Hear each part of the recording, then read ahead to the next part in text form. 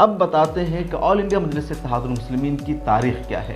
آل India مجلس اتحاد المسلمین کو حیدرآباد کے آخری نواب میر عثمان علی خان کے مشورے سے محمود خان نواز نے 1926 میں قائم کیا تھا۔ انہی کے گھر پر پہلی میٹنگ ہوئی، اس میں علماء، مشائخ اور اس وقت کے جو سرکردہ لوگ تھے سب شریک تھے، اور مشورہ شامل تھا آخری نواب میر عثمان علی خان کا، اور اسے قائم کیا تھا محمود خان نواز نے۔ اس وقت ایک سیاسی پارٹی نہیں تھی بلکہ ایک تنظیم بنی تھی، اور اس کا کام تھا لوگوں کی مدد کرنا، لوگوں کو تعاون پہچانا۔ دھیرے دھیرے پارٹی سیاست میں بھی انٹرسٹ ہونے لگی۔ محمود خان نواز کے بعد ایک اور اس پارٹی کے ذمہ دار بنی۔ اس کے بعد جب حیدرآباد کو بھارت میں شامل کرنے کی بات چیت ہو رہی تھی، یا جن دنوں فوجی ایکشن لیا گیا، اس وقت اس پارٹی کے صدر تھے قاسم رضوی۔ وہ مکمل طور پر یہ چاہتے تھے کہ حیدرآباد کو پاکستان کے ساتھ شامل کیا جائے۔ میر عثمان اس کے خلاف تھے، کچھ لوگ بھی، یعنی دو گروپ تقسیم ہو گیا تھے۔ گروپ یہ چاہتا تھا کہ حیدرآباد کو پاکستان کے ساتھ ضم کر دیا جائے، دوسرا گروپ یہ چاہتا تھا کہ ہندوستان کے ساتھ رہے۔ آل انڈیا مجلس اتحاد المسلمین اس وقت صرف مجلس اتحاد المسلمین تھے، آل انڈیا نہیں تھا۔ مجلس اتحاد المسلمین کی قیادت قاسم رضوی کے ہاتھ میں تھی۔ وہ بہت زیادہ جذباتی تقریریں کرتے تھے، بہت مشہور مقرر تھے، جیسے آپ اسد الدین اویسی ہے، اس سے زیادہ وہ تقریریں اچھے انداز میں کرتے تھے، اور ان کی تقریر لوگوں کے دلوں میں اتر جاتی تھی۔ تو وہ عوام سے چاہتے تھے کہ وہ پاکستان کا ساتھ دیں، پاکستان کو سپورٹ کرے۔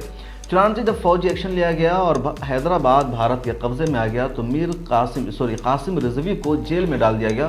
کچھ مہینوں کے بعد ان کو جیل سے رہائی ملی، اور اس شرط پر رہائی ملی کہ قاسم رضوی کو بھارت چھوڑ کر پاکستان جانا ہوگا۔ چنانچہ قاسم رضوی کو جیل سے رہائی ملی اور وہ شرط کے ساتھ پاکستان چلے گئے۔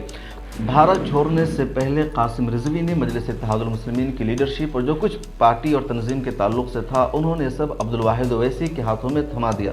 عبدالواحد اویسی ایک لائر تھے، ینگ تھے اور جانا پہچانا چہرے تھے۔ عبدالواحد اویسی کے بعد 1957 میں پارٹی کی لیڈرشپ، یہ ساری چیزیں ان کے بیٹے سلطان صلاح الدین اویسی کے ہاتھ میں آ گئی۔ سلطان صلاح الدین اویسی موجودہ بیرسٹر اسد الدین اویسی کے والد ہیں، اور عبدالواحد اویسی ان کے دادا تھے۔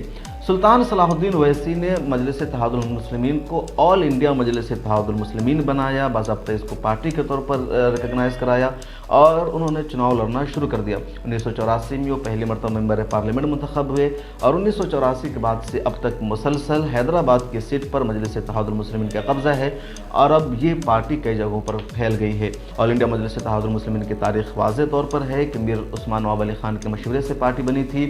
اس کے فاؤنڈر دوسرے ہیں۔ آزادی کے وقت جب قاسم رضوی کو جیل ہو گئی اور انہیں پاکستان جانا پڑا تو یہ پارٹی اویسی خاندان کے ہاتھ میں آ گئی، یعنی اویسی خاندان اس پارٹی کا فاؤنڈر نہیں ہے، اور اب اس تنظیم کی، اس پارٹی کی قیادت بیرسٹر اسد الدین اویسی کے ہاتھوں میں ہے۔